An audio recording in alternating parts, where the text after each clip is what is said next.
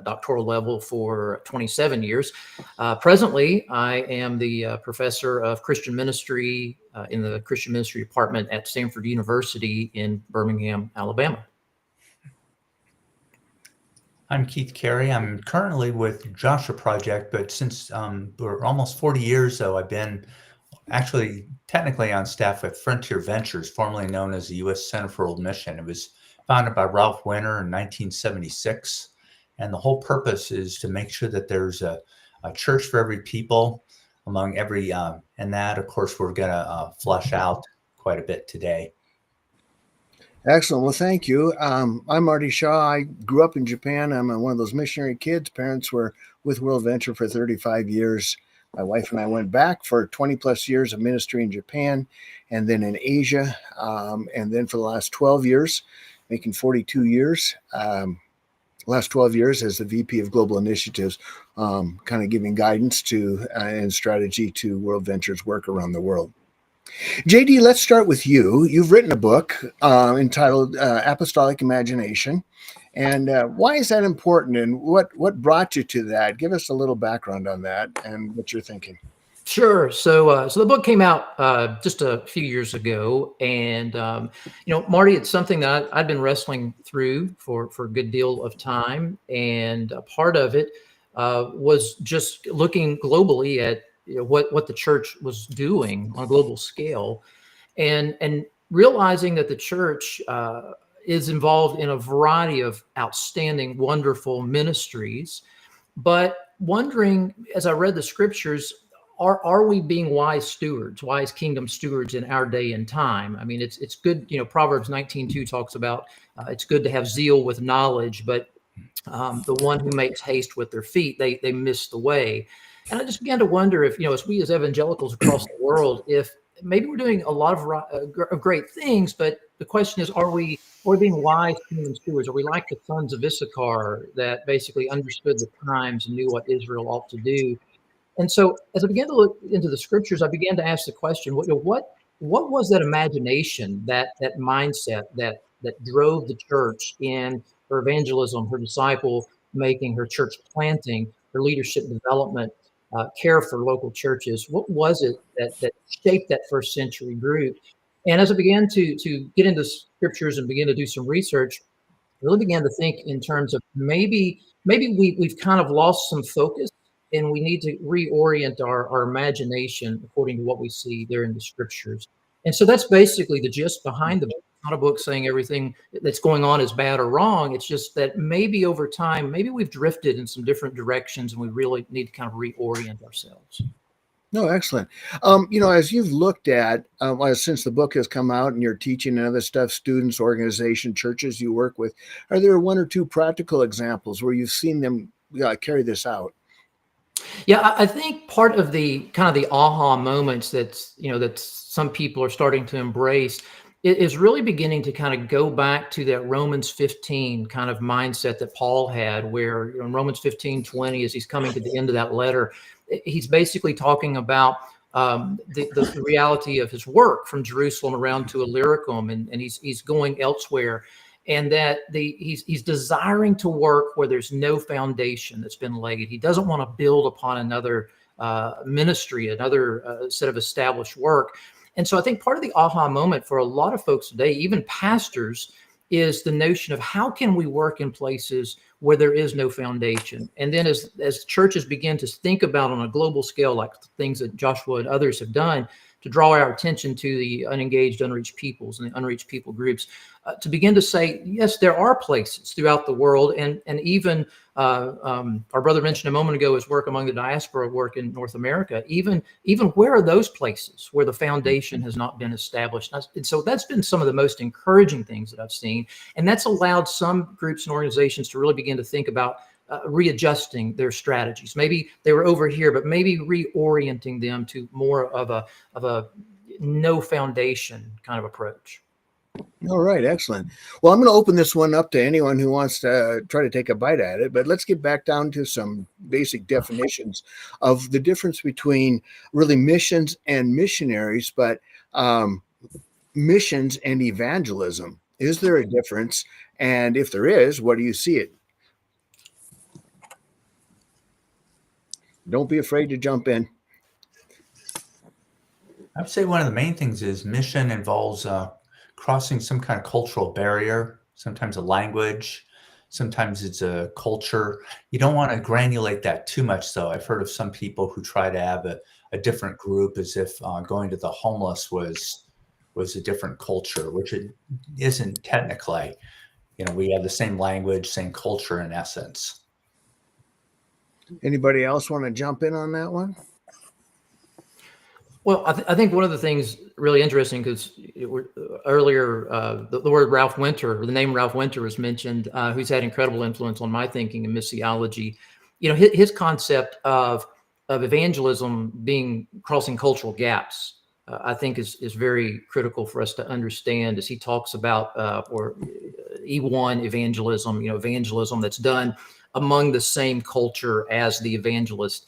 Just outside of a church context, where E0 is like we give an evangelistic appeal in a worship gathering inside the church context, and how Winter talked about the hidden peoples, the unreached peoples, that we need to think about evangelism in terms of E2 evangelism, or crossing cultural gaps of people that are different than us to take the gospel to them, or even E3 evangelism, where we have to cross cultural gaps to those that are of a radically different culture. And so that typology that he advocated at Lausanne back in 1974 has been really helpful to me, thinking about the cultural gaps of when I engage in evangelistic work. Am I giving priority to E2 and E3 kind of work? He called that the highest priority. And even 51 years later, I think that still should be our highest priority. All right, let's go on. Let's dig a little deeper and maybe unpack that. What this is open to anyone. What do you see as a difference between missionaries and Ralph? You've been in Africa, so I'll start with you, but leave it open. What's the difference between a missionary giving aid in the process of doing evangelism and doing other things, and an NGO that's in the country doing it? Yeah. It's not that an NGO can't be a Christian with gospel intentions, but oftentimes they're not. And there's a humanitarian purpose behind their cause. And so helping those in need is not a bad thing. But oftentimes for Christians, sharing the love of Christ is really the motive behind it. Not only our great command to love God and love neighbor, but also the Great Commission, where Jesus told us to go and make disciples. So for the most part, a lot of NGOs don't have that as a goal, is to go make disciples. It's merely to help humanity. All right. Anyone else want to take a stab at that one? I got plenty of questions, so we can move on this one. WorldVenture, for those who don't know about WorldVenture, started back in 1943 because of, there was a book written about this, not just about WorldVenture, called Mission Drift and the danger of that and such, but it was written to address several things that were happening currently or contemporarily. WorldVenture started in 43 off of theological issues and has broadened out into that. Without giving names, is that still a danger today? Are you seeing that happening where mission drift in particular is taking place? I know, JD, that's a little bit of what you're doing with Apostolic Imaginations, trying to draw it back. But yeah, let's just open that up. That's very easy for that to happen. Typically what happens, oftentimes you have a change of leadership often leads to it, or just different kind of thinking. Oftentimes it's well-intentioned. They see something that really needs to be done. And then, what they started off doing becomes less and less. And what the new idea is becomes more and more. So it's very common for organizations, especially if you look at mission agencies through the decades, it is very common. I didn't mean to cut you off. Go ahead. No, you go ahead, JD, please. Well, in the world which we find ourselves, there's so many needs, and we are to be people who are to serve and do all kinds of important social ministries and things of that nature. It's very easy, Marty, to use that language, that we drift away from evangelism. We drift away from sharing the gospel and making disciples. We don't ooze into it. We got to be intentional. I'm wrapping up my semester actually this week before finals, and one of the things that we've talked about all semester in my missions classes, my evangelism classes, is intentionality has to be a part of what we do as leaders, just as followers of Christ. And while there's so many wonderful things that we can do, and I know for those of us that are in the States, we like instant gratification, and we like to go on a short-term trip. We like to do something to help someone and say, wow, look at what happened, and come back home. Evangelism is very messy work. It's dirty work. Making disciples is difficult. It takes time. There's not a lot of instant gratification that happens. And so I can either do something challenging, or maybe I could do something quick. That is also a good thing. But at the end of the day, again, going back to as you mentioned, the imagination, what should we have a prioritization? That's I think an important question for us to keep in mind. John. Well, I like those answers a lot. I was going to simply say that in history, I think two of the extremes that missionaries have bounced between are focusing or trying to balance the focus between theology and spirituality, or the experience of our faith.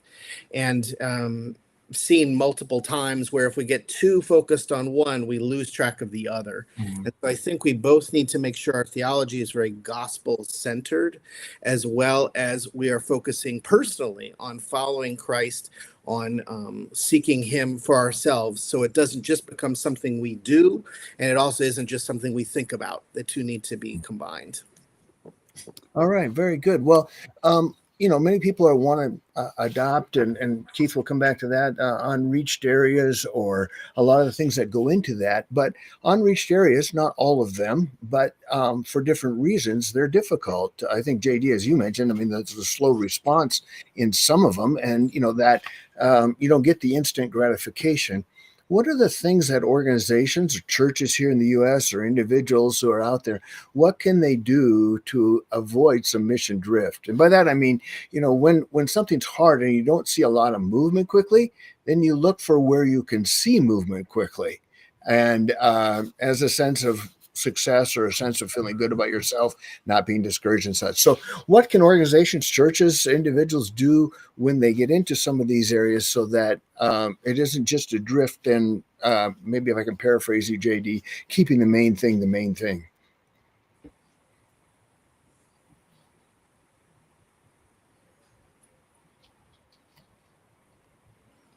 Well, I would say, one thing, even though we are called to be pragmatic people, in other words, Jesus has told us to go and make disciples. He's told us to go and bear fruit. That's different than pragmatism, the unhealthy philosophy of whatever works.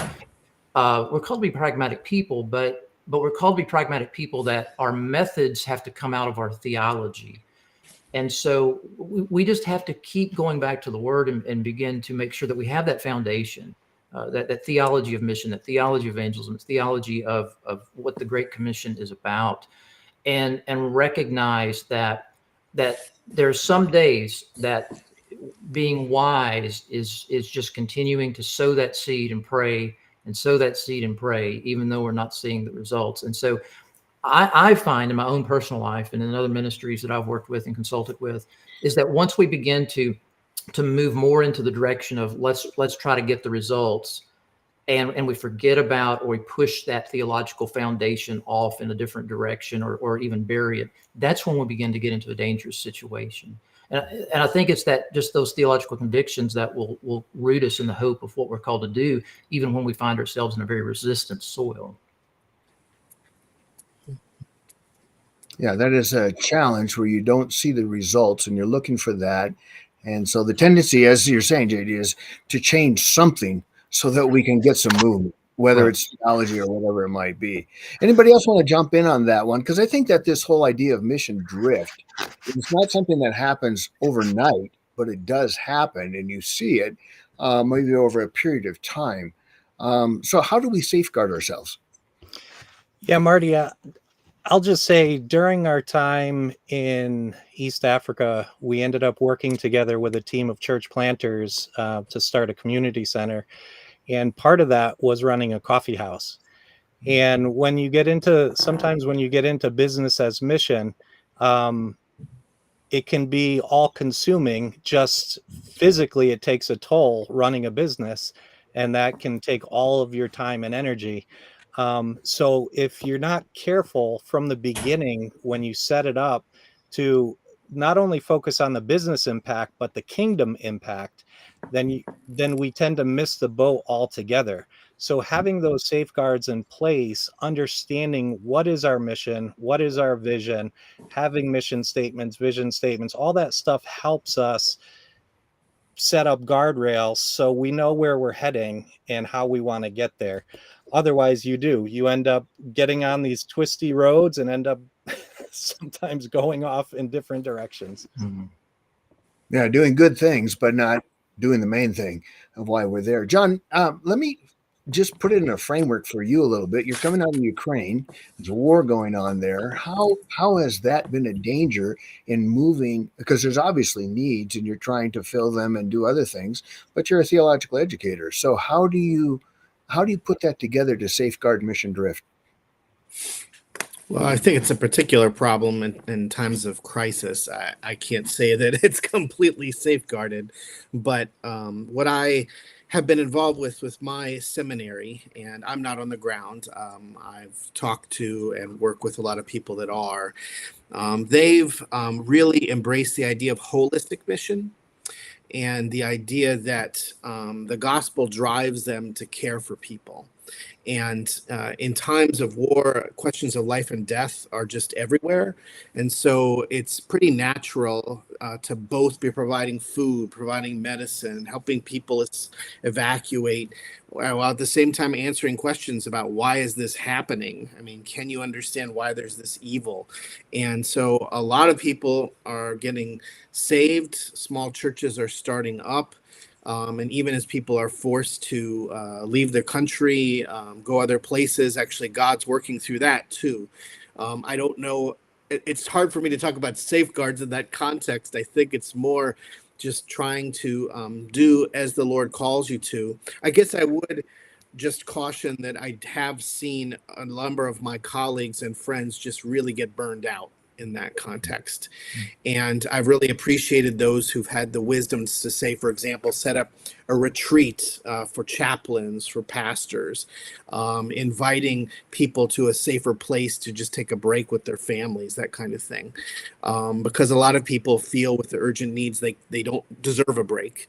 And sometimes they can't take one. But I think that that's a ministry too. And I really appreciate both the people that are closer to the front lines doing ministry, as well as those farther from the front lines who can think about how to serve the whole church. Basically, if I'm hearing you right on this, that there are times, whether it's a natural disaster, war, or other things that may require us to show the love of Christ in other ways, but never forget the center of why we're there. What's the main thing on that? Let's move on to another one. Just thinking, and maybe a little different topic on this. It's been around for a while, and Christian missions have been accused of, messing with cultures, doing things that change the way people are or change their cultures. And there's WorldVenture gets phone calls. I'm sure every other mission gets this too. Is they should just leave them alone and just let them be. There's not a need for you to go in there and develop your whatever it is, belief. And more recently, you have the situation where it brought it about a lot of discussions on both sides with John Chow and the island down there in India and such. I don't want to get into that one specifically, but how would you respond to somebody who says, look, that they're okay. You shouldn't be doing that. What are you going to say?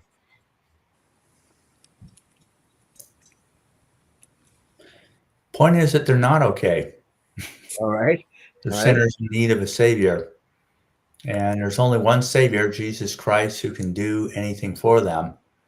Now, you talk about the cultural issue, and oftentimes, there's there are things within a culture that are very wonderful, redemptive, even other major religions. You could find bridges that make sense. There's certain things that Muslims understand or certain things that Buddhists understand. But the fact of the matter is cultures all need redemption. My ancestors in Ireland were headhunters who would, kill someone and eat the brains, drink the blood. That's what St. Patrick was up against when he came to them. So what did he do? Well, of course, 12 times they tried to kill him, but he kept on trying, and other people did get killed in the process. Then again, there are other things that are very redemptive about their culture, and he found those and tried to build the gospel using those redemptive bridges. So if you ever take the perspectives class, they go into that in a lot more detail. Okay. Anyone else on that? Just how do you respond to say, look, Christian missions kind of out of touch? Well, I could just add with the African scholar. I'm always afraid I don't know if I'm saying his name right, since I don't know Africa. Lamin Sana, I don't know if that's correct. He said that in contrast to the accusation that Christianity has been destroying cultures in Africa, it was his opinion that it's been saving cultures, and that any culture that had any language that had the Bible translated into it, any culture in which the name of God was using a local native wording, those cultures were thriving, and he had multiple examples of that. I always found that very interesting. Yeah, I might just add, people that make these comments are coming from the assumption that mankind is basically good. And when that's the case, there's no need of a savior. So, sometimes it takes some friendly dialogue to help people understand that, yeah, we're not all good. And you could see that in children playing together and our selfish nature that comes out without anybody ever teaching them. So yeah, I think the underlying assumption is faulty. And although these people are good intentioned, from the Christian worldview, we see these people as people whom God loves, that desire a relationship with. And the gift of salvation is, peace with God and reconciliation and an eternity together with him. So why wouldn't we want the whole world, including the cannibals on some remote island, to hear the good news of Jesus and have that opportunity personally to encounter the true and living God?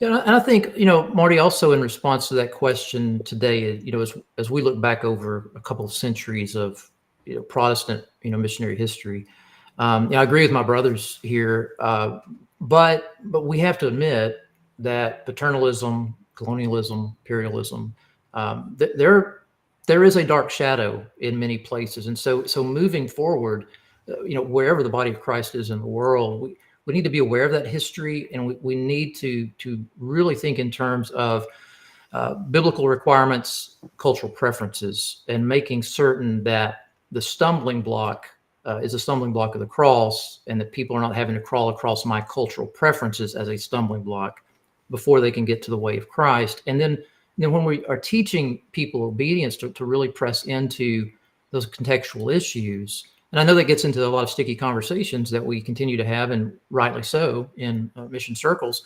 But it's very critical, I think, moving forward, because we're ambassadors, and so we're not creating this stuff on our own to go in and destroy culture. Christ is transforming culture, and we're his representatives. But we've got to be careful that we don't bring too much of ourselves, though we can't be culturally neutral. We don't bring too much of ourselves onto a people and equate that with biblical expectations. Yeah, I'm picking up a couple of themes here. I mean, obviously, our theological foundations and being grounded and anchored in those areas are very critical to keep us on that, because history will judge us as well as the people 100, 150 years ago. There was a doctoral dissertation written several years ago that did a study on this and found that Christian missions had made a difference. And I've heard oftentimes in the midst of crisis and other things, what people really need is Jesus Christ. And that we need to keep, again, I'm going to say the same thing over and over again, the main thing on this. So, why are we here? What does God ask us to do, and really understand that? Let me jump on to another question. Keith, I'm going to go down to you, and this really goes to the unreached people. You get the joy, and then we'll have everybody else jump in, of defining unreached. I know that when Rough Winter has been brought up several times, back in 1974, gave a percentage of this is what we would consider unreached, not unreached, and the percentage has changed over the years.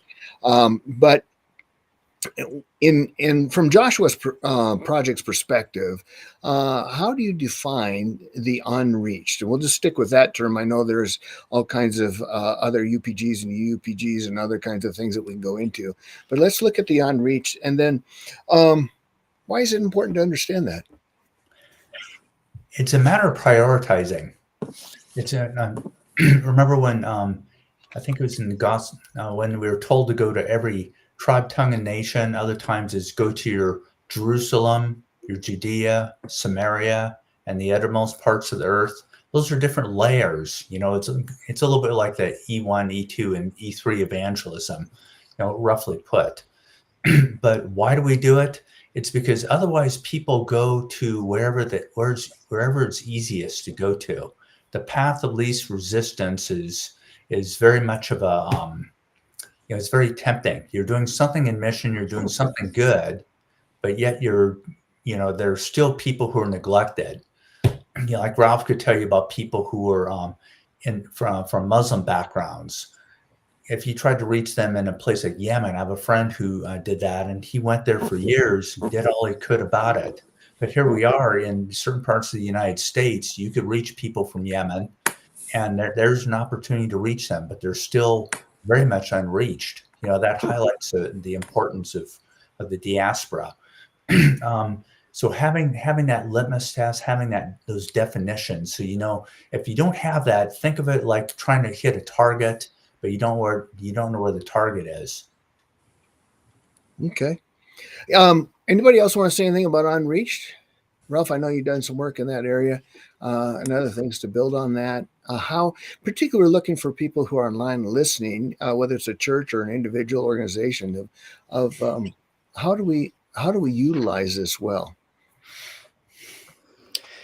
Yeah, I think having the data can help us be better stewards of our time and gifts that God has given to us, especially as we seek to make disciples of all nations. Speaking of Yemeni Arabs, they calculate, it's estimated that there's over 100,000 Yemeni Arabs just in North America. If you look at the largest unreached people group in North America, they say it's probably the Jews, with over 6.5 million Jews just in North America.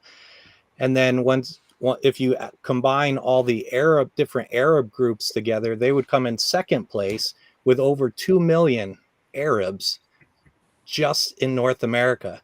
So these once hard to reach frontier peoples that, we used to have to go to the ends of the earth in order to reach them in some very difficult places, can now be found in cities across our country here and across North America. So it's I think it's a stewardship issue, as I think either JD or Keith has mentioned already, but it helps us really to refine our focus. And when you look at scripture, you see over and over again God's heart for the marginalized and widows, orphans, and various marginalized people. And many of these unreached people groups are some of the most marginalized people on earth. They're hated. In our context, where we served in East Africa, it was a predominantly Christian country, but the unreached people around us were despised, and most people couldn't stand them. Even the Christians that we would talk to, they say, why would we want to go to these people? They don't want to hear. So this is really, I see this as pulling our hearts in alignment with God's heart, because he cares and is deeply committed to the marginalized and the outcasts.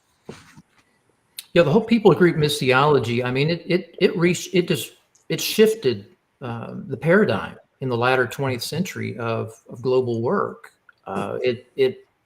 It moved things in a completely different direction, and the Lord used it to open the eyes of many people, and it's allowed the gospel to advance in many directions. I'm so thankful for Joshua and the resources they put together and put out. I mean, one of the things that I do in one of my classes is that I have my students to go to Joshua's project or Joshua's page website every day for 30 days to pray for the unreached people group of the day, and they keep a journal on this. And then they have to reflect upon that after a month. And it's amazing, the reflection papers, and just how the Spirit is using that and moving their hearts in directions that they didn't even know were out there. They, just no clue.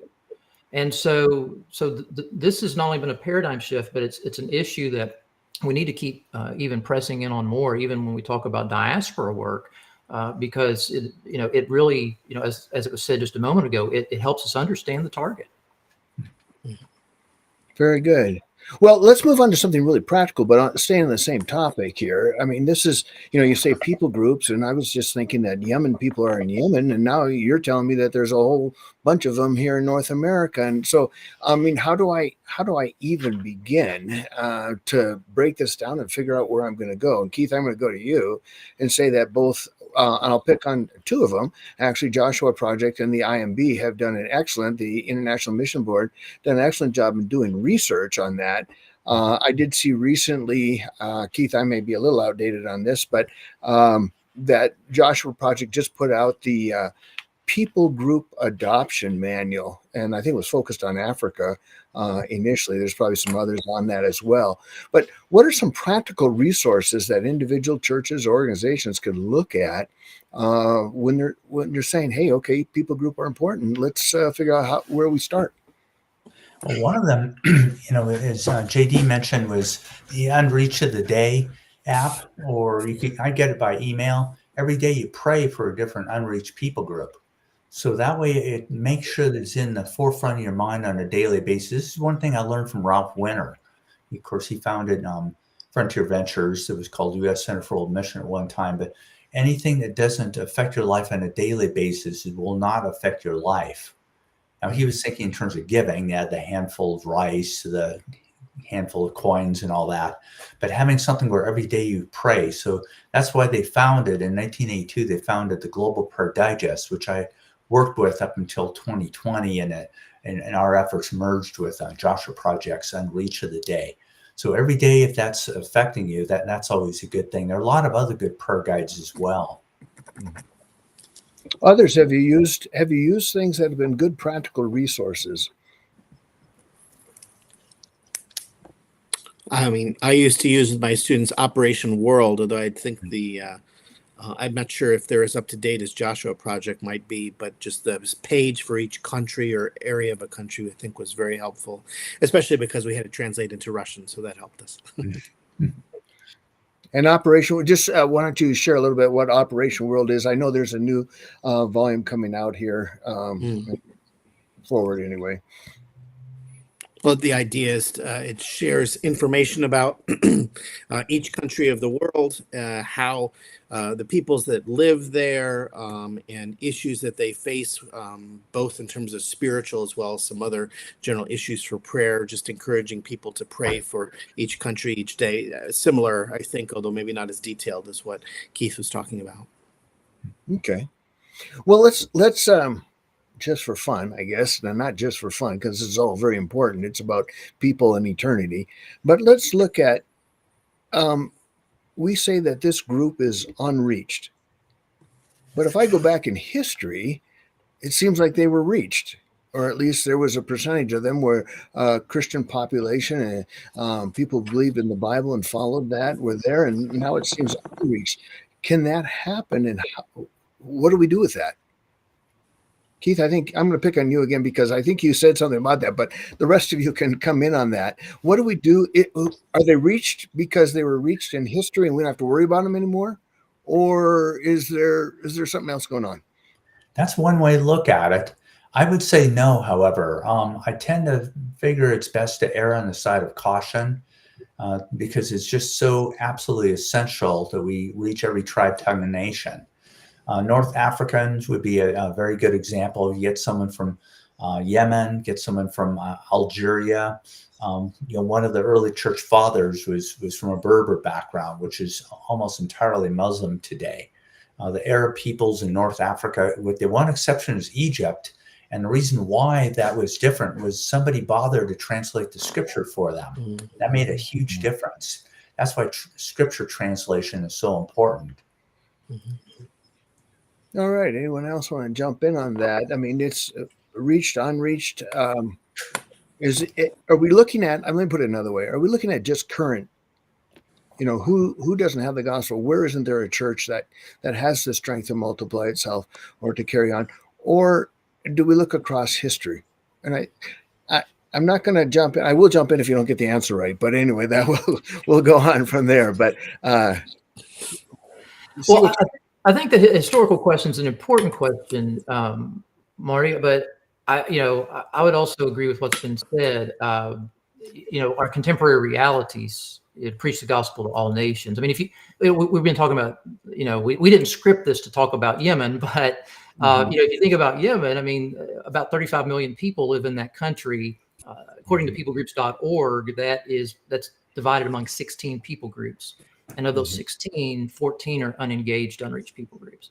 But now if you look back in history, you see a very strong Christian presence, going back centuries. But today, those are the realities.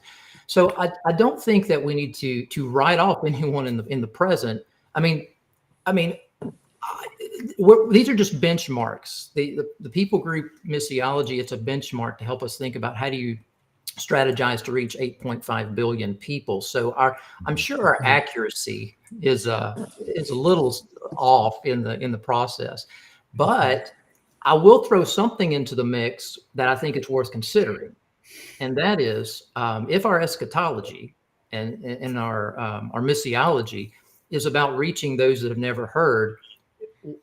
What if on our list of people groups in the world, we are able to identify that in 2,000 years of church history, people groups that we know for certain have never had one believer, should they not, advance to even a highest priority of category? Only a few people want to talk about that at this point in time, but I think the historical issue is important, but I don't think it's ultimate in us engaging people today with the opportunities to hear the gospel. And one of the complications is that the people groups keep changing. Exactly. I mean, there are no Philistines around anymore, for example. Yeah. And even the Assyrians, I started trying to write a profile of the Assyrians, and that's not the same as the Assyrians we see in the Bible. Right. So I don't know the answer to that one. Yeah, I remember traveling to Western Turkey for the first time.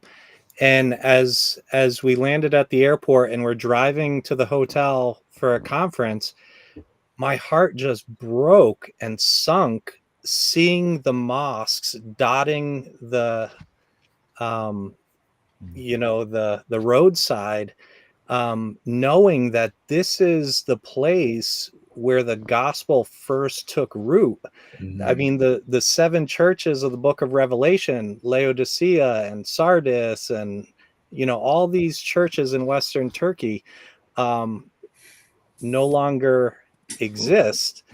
And it's a Muslim majority now. So you do have factors like that where, you can have a whole another religion move into a certain area with only a few Christians, that all of a sudden overnight you have a majority of another faith. And likewise, I guess it could go the other way, where if there's Christian persecution and Christians leave a certain area, then the majority of the people then become, in theory, could become unreached once again. Yeah, and I think what I'm hearing from all of you, thank you for giving the correct answer, or no, at least so I didn't have to jump in. But it doesn't matter if somebody was in history. The people today don't know Jesus, and they need to know Jesus and have a relationship with him, and that's where it is. And JD, to your point of if they've never heard, there's nothing there at all that makes it a reason to go. Let me jump to another topic. And John, we're going to go over to you. This is your area. You've written your dissertation and other books and articles on this. But let's talk about the rapid urbanization of the globe today. In the past, it was rural, is where predominantly people lived, and now moving well over 50%, moving towards 60% of the world live in urban context. What is urban mission? Well, I tend to think about it not in terms of some statistical criteria, like this is a city, this isn't. I tend to think of it more as a context. And the urban context is both concentrated, of course, in major cities of the world, global cities, but even in rural areas, more and more that urban context is affecting people. And I thought about it in these terms. I wrote an article. I talked about what is urban. It's density, intensity, diversity, influence, and communities. And there's a whole lot in there, but the places that are the most dense, they have this intense lifestyle. There's diversity of people. There tend to be centers of influence, and they have multiple communities that overlap and influence one another. And these are the places that concentrate all kinds of people. And when I think about the ministry that we need to do, of course, I would look at the unreached categories that we've already talked about. But in looking at cities, I tend to think of four groups. I tend to think of these are places where you have influencers, and they might influence in areas of business to politics to art to film. These are places where you have the poor, the marginalized that Ralph talked about earlier, that Jesus called us to care for. These are the places where you have immigrants and migrants moving in, including unreached people groups. And they tend to be much more open to the gospel when they move to cities outside of their more traditional cultures. And then finally, you have young people, a whole culture of its own today that tends to be connected through technology around the world. And so I think all of these people need the gospel. And if I could borrow that term that Ralph Winter used, the hidden peoples of the world, a lot of times these days, there are hidden peoples in cities, sometimes even technically next to a church, but maybe doesn't speak the language of those people or doesn't realize how do you get through to these young people or this poor group. And so I think we do need to think a lot about cities today in terms of reaching the unreached. So it's a new paradigm. Let's go some other way. What we talked earlier about mission drift. What are the challenges for missions going into these urban contexts with all the entities that you've mentioned and the context that's there? What are the challenges for missions going in there? Well, I guess I would also add, just in my own history, I went to seminary. I got a degree in understanding missions. And the way I was taught how to understand one culture, how to learn a language. But in cities, we're dealing with a whole lot more than just cultural and language issues. We're dealing with sometimes economic issues. We're dealing with issues of justice. And I think missionaries need to be better equipped, understanding these multifaceted issues that cities face. And sometimes, well, I think not sometimes, we all the time need to find partnerships because cities are so complicated. We might focus on that Yemeni group, but maybe there's a local church that can partner with us and provide us support, maybe help us with a community center, like, for example, Ralph talked about. There's just so many needs and so many connections because, we may start trying to reach that Yemeni group, but then their friends from Pakistan or from Ethiopia might come along too. And so you never know who you might end up reaching. But I think all of these are possibilities today that are wonderful, but also difficult. And so I do think we need to think about missions in some new ways today. Let me just throw in something here. We've used the term unreached. Let's flip the coin over to the other side and go to reached. Define reached. There's a wide open topic for you. One of the most important aspects would be when the gospel could keep spreading without outside help. Mhm. And can I ask you on that, without outside help? Because once the gospel starts to, I'm going to drift a little bit here, but once the gospel starts to spread, everybody wants part of the action. Mhm. And so it's hard to say, hey, they don't need help anymore when people are saying, oh, I want to help here because it's exciting what's happening. How do you handle that? That could be a good thing or a bad thing, depending on what happens. I think most of us here are probably old enough to remember the demise of the Soviet Union. I remember when that happened, people were just falling all over themselves to go to the most reached parts of Russia, going to, the urban centers where they had, it was in the early 1990s. They wanted to make sure that that they had all your needs met there.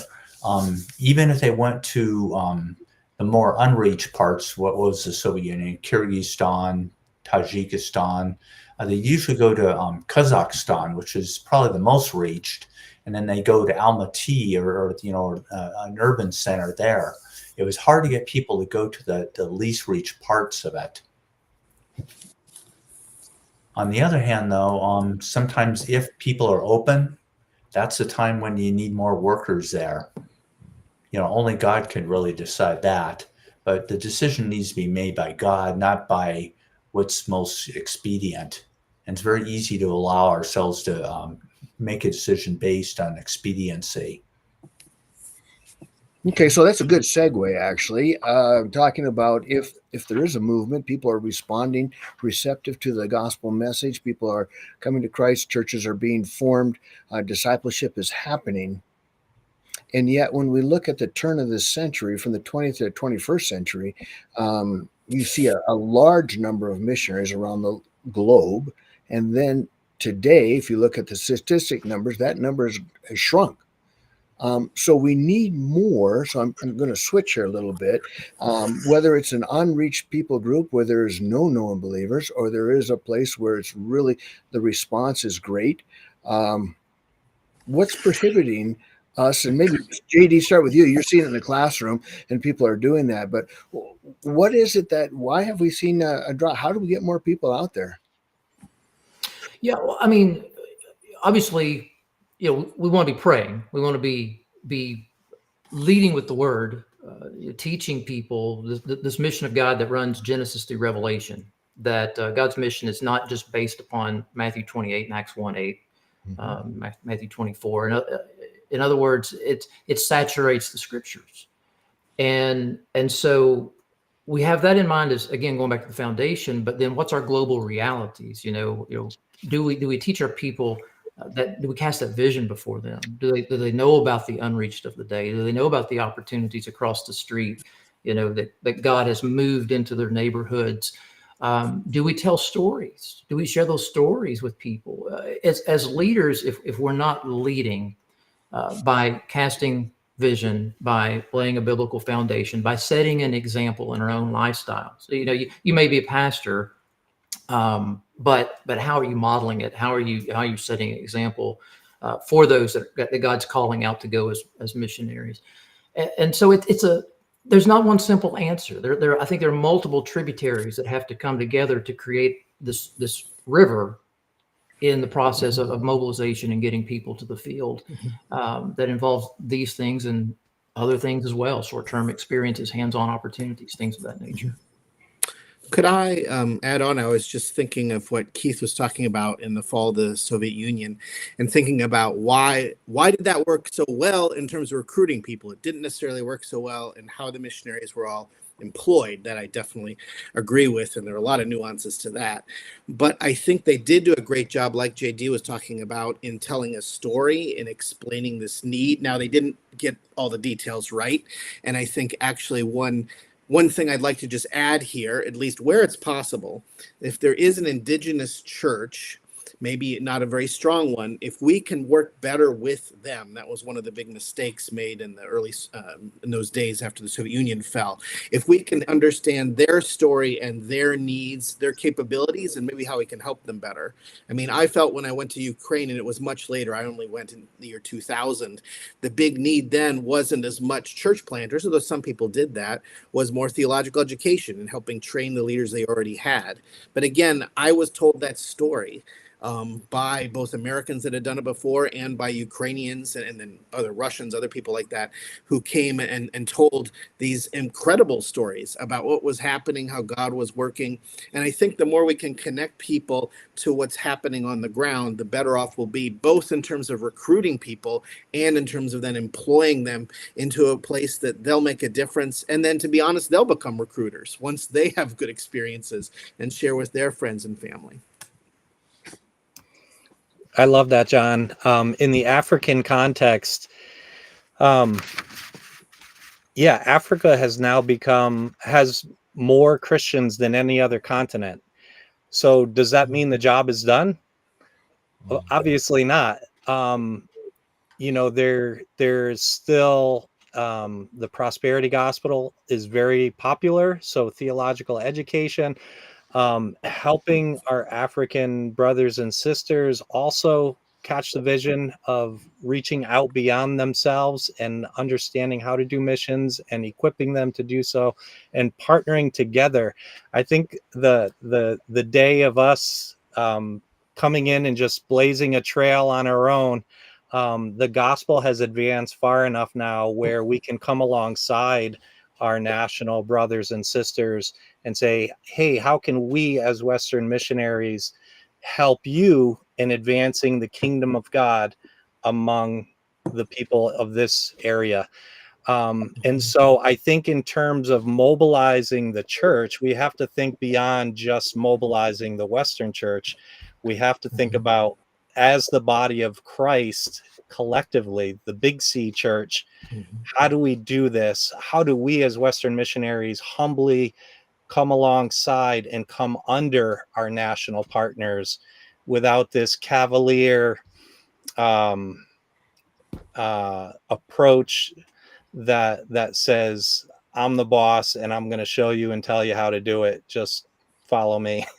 So I think that mindset needs to change. And we're beginning to see that across Africa, and it's very encouraging.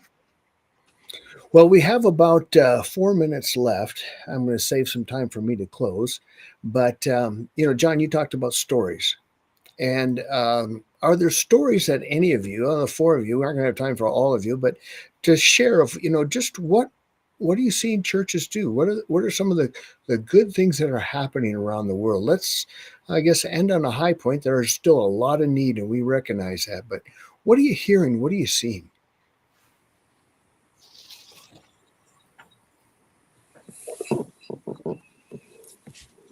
I mean, I had a speaker in my class this afternoon, a pastor from a local church, talking about their partnerships, developing partners with believers in other countries. When I was sitting in the chairs as a college student, those conversations were few and far between. And so I think that's a great thing that's taking place right now. Others, what are you seeing? What are you hearing here or around the world? It doesn't have to just be the Western or North American church.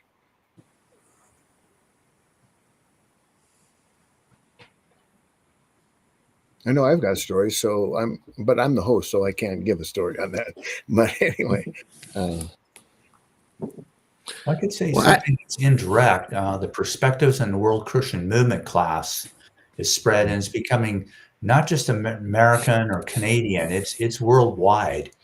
And we have people like Bruce Cook who are going all over the world, getting people trained, getting the textbook translated into various languages. And beyond that, they're trying to get things that are culturally relevant to the people that would be good for that. And a lot of work is going on in West Africa, in China, Korea, Latin America is really big. So once they have that under their belt, then they know it's theological and it's historical. knowing where missions fits in with everything. John, you were going to say something. Well, I was just thinking about the way that one of the effects that the war in Ukraine has had on Ukrainians is changing their mindset of how they can make a difference in larger society. And one of the big things has been the beginning of chaplain ministry. There were no chaplains in Ukraine until 2014.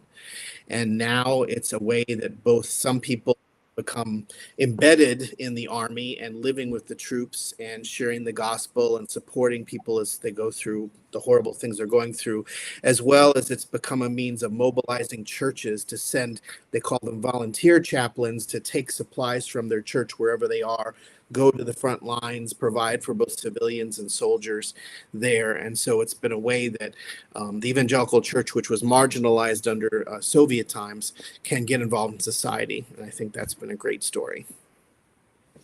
It's great. Is there, we got about 45 seconds before I close us off, but we've talked a lot about Unreached. Does anybody, you don't have to mention the name of the group, but are the Unreached, is our work actually producing reached groups? Any stories on that?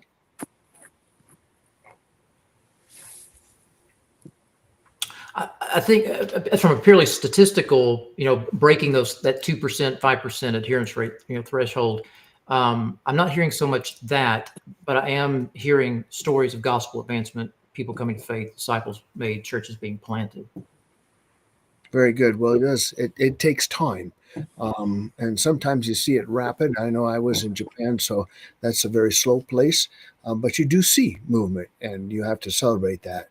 Well, I want to thank everyone for joining us, and I want to thank each of the panel today. You've each come with your own expertise, and you've brought some good things in here, maybe enlightened us. I want to point people back to the links that are there that will link you into to these gentlemen. In terms of what they're doing, maybe books that we've mentioned, or you want to explore Unreached, Reached, you want to look at other things. There's the concern of mission drift. There's the idea of the urban ministry, the new opportunities that God is doing things here. So I hope that you're leaving encouraged by what you've heard, and I hope that you will follow up, because each of them have their expertise and really representing what God is doing around the world. So again, thank you very much.